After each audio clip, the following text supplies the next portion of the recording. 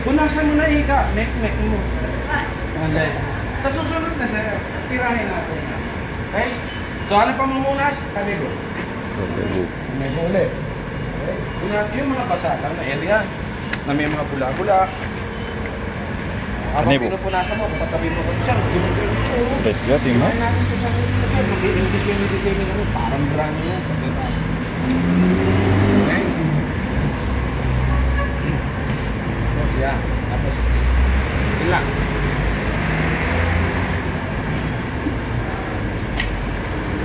So, 6 na pinto ha, ang binuksan. 4 na pinto, talagang pinto. Pinto sa likod, pinto sa harap.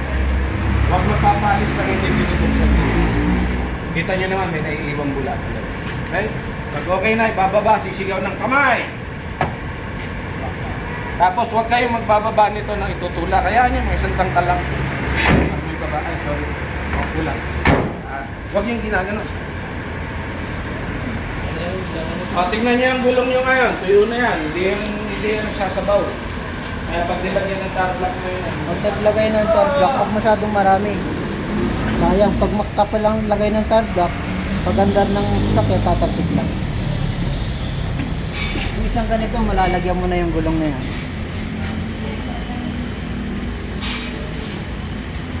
Okay. Pag nag-apply sa gulong, 4 na sulok lang muna. Okay? Tapos saka mo siya ngayon pagdugtong-dugtongin. Yung isang lagay mo na yan, buong gulong na yan, malalagyan mo.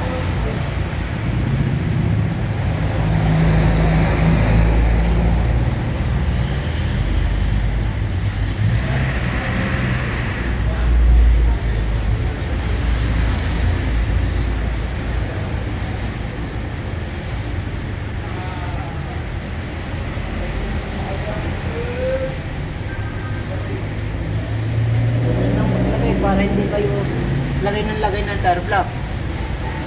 Madali mauubos tar block ninyo. Huwag nyo lang ilalapat yung foam sa sa semento kasi pagkakatubig, bibila yan.